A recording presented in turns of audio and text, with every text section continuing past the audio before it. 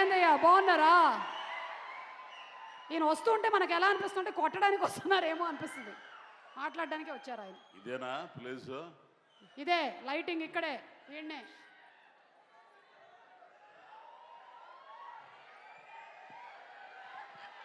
మాట్లాడినరా స్వామి. స్వామియే శరణం ప్రేక్షకయ్యప్ప. ఈ సినిమా చాలా మాట్లాడాలనుకున్నా, మరి మాట్లాడే అవకాశం ఇస్తుందో లేదు ఈ అమ్మి. ఆమె మాట్లాడిస్తావా? కాసేపు మాట్లాడచ్చా? చాలా మధ్యలో రావుగా మళ్ళా. నీతో నాకు ఇదే భయం, నేను మాట్లాడుతుంటే మళ్ళీ వచ్చేస్తావు. ఆ మాత్రం భయం ఉండడం మంచిదే కదా.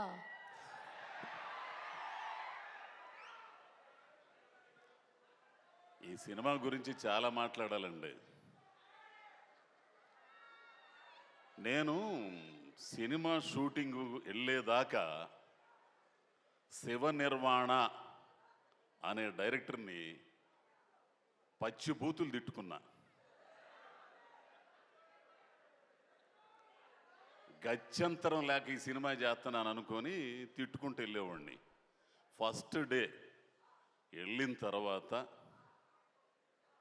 ఆయనతో పని చేస్తుంటే నేను ఎంత తప్పు చేశాను. నువ్వు మాట్లాడితే కానీ ఆగరు. ఇప్పుడు ఏంటంటే ఎవ్వరు మాట్లాడినా అది ఎంత మంచి. ఒక్క నిమిషం అంకుల్ మాట్లాడతారు కదా, ప్లీజ్ సైలెన్స్. ఓకే, మీరు మాట్లాడండి. ఒక్క నిమిషం. వాళ్ళు ఇప్పుడు మధ్యలో ఏమైనా అరిచినా అది బ్యాక్గ్రౌండ్ స్కోర్ అనుకోండి, అంతే. ఓకే. నేను ఇండస్ట్రీకి వచ్చిన తర్వాత బుచ్చిబాబు బుచ్చిబాబు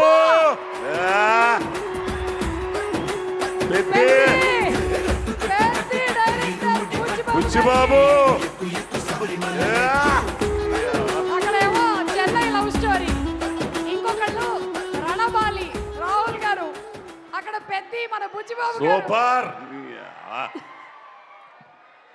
పెట్ట కొంచెం కోత గానం అది. పిఠాపురం పెట్ట. అయితే ఒక్క నిమిషం. సినిమా ఇండస్ట్రీకి వచ్చిన తర్వాత ఇద్దరిని చూసే నేర్చుకున్నా. ఒకరు మెగాస్టార్ చిరంజీవి గారు, రెండోది రవితేజ గారు.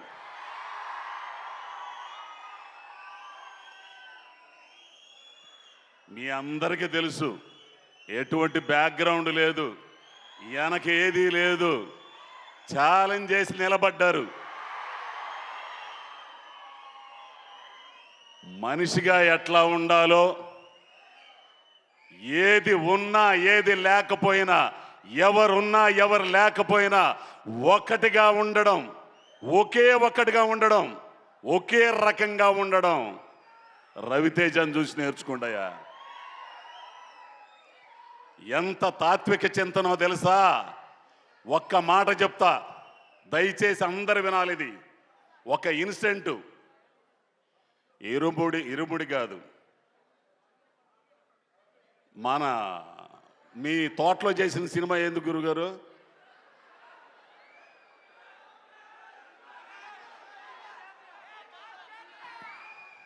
మాస్ జాతర. ఒక్క విషయం మీరు అందరు వినాలి. మాస్ జాతర షూటింగు ఒక తోటలో, శంకరపల్లి తోటలో రైల్వే స్టేషన్ సెట్ వేశారు. అక్కడ షూటింగ్ జరుగుతుంది. ఇదిగో ఈ అబ్బాయి రవితేజ, ప్రవీణు, నేను, హైపరాది మొత్తం అందరం ఉన్నాం.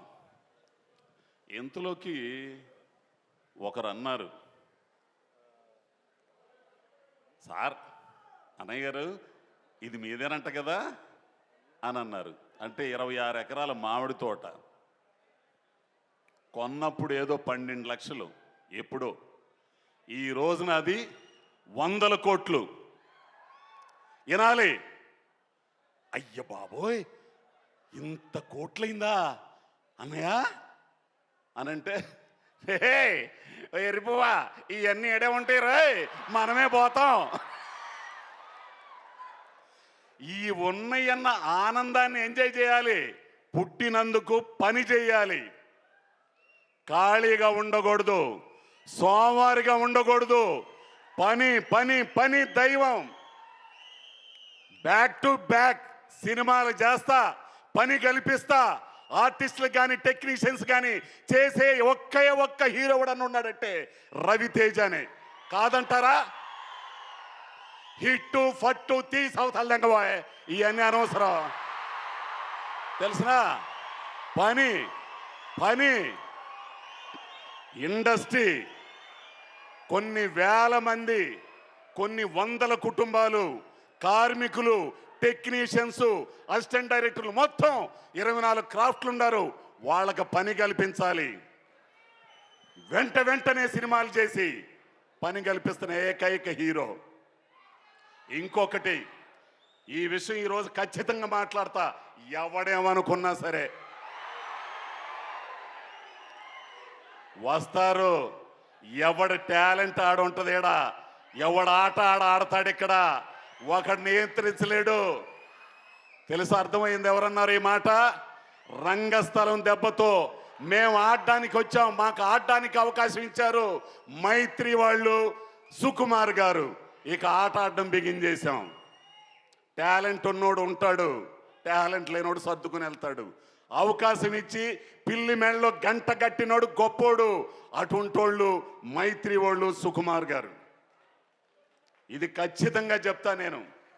ఇది అర్థమైందో లేదో మీకు ఒకసారి రివిజన్ చేసుకోండి. ఎవడబ్బా సొత్తు కాదు ఇండస్ట్రీ, టాలెంట్ ఉన్నోడిది. అటువంటి టాలెంట్ ఉన్నోళ్ళని పిలిచి రెడ్ కార్పెట్ పరిచే సంస్థలు ఉన్నాయి.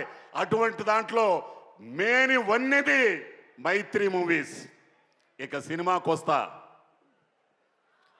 రవితేజ గారితో నాకు ఎంతోమంది హీరోలతో పనిచేస్తున్నా.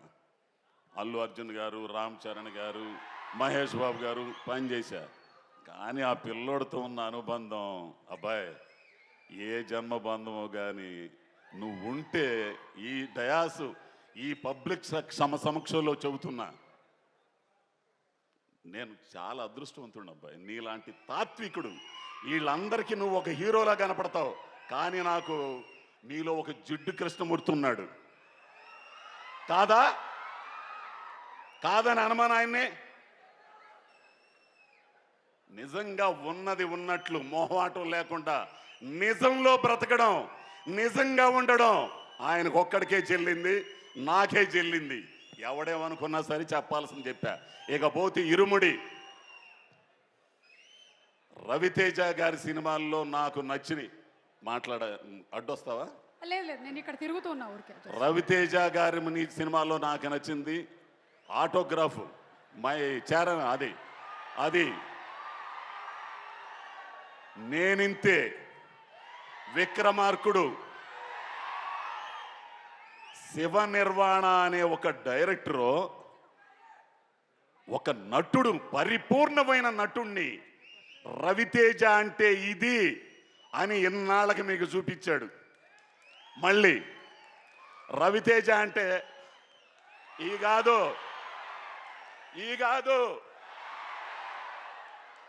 దీంట్లో నటుణ్ణి చూస్తారు.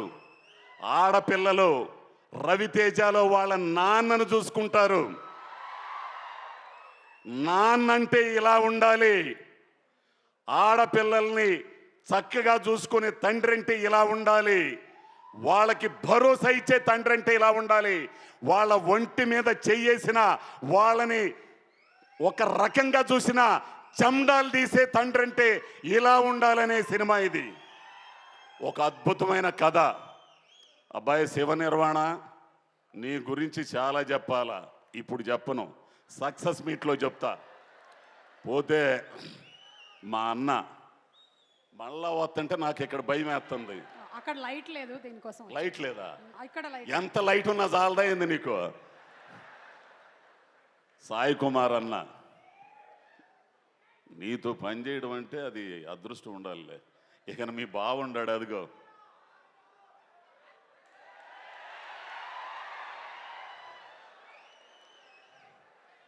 హీరో గారి సెట్టుకు వచ్చిన అందరి సెట్టుకు వచ్చిన ఆయన రాడు. ఎవరు? రమణ భార్గవ కమిటీ కుర్రోళ్ళతో అక్కడ ఉన్నాడు ఆయన. ఇలా ఈ సినిమా చాలా గొప్పదండి, ఒక అద్భుతమైన సినిమా. ఇన్నాళ్ల తర్వాత ప్రేక్షకులకి బ్లాక్ బస్టర్ అని నేను అన్నాను, కానీ బ్లాక్ బస్టర్ అనేది చాలా చిన్న పదం. కాబట్టి 21వ తారీఖున రిలీజ్ అవుతుంది. ఆ రిలీజ్ అయ్యేదాన్ని థియేటర్లోనే చూడండి. ఈ చెత్త బొంగు ఇవన్నీ ల్యాప్టాప్లు వీటిలో మాత్రం చూడద్దు. ఏంది ఎమ్మటనే ఇదేంటో నాకు అర్థం కాదు. హాల్లో వేస్తానే ఉంటారు, ఒక 10 నిమిషాలు వీడు ఇక్కడ చూస్తుంటాడు. ఇది ఎట్ట సాధ్యమో పెద్ద పెద్ద వాళ్ళందరికీ మీకే తెలియాలా? తప్పురా బాబు, ఇదంతా అడ్డుకోవాల్సింది ఇదిగో ఈ జంజియే మీరే అడ్డుకోవాలి. పైరసీ కానీ దాని అమ్మ మొగుడు ఏదన్నా కానీ.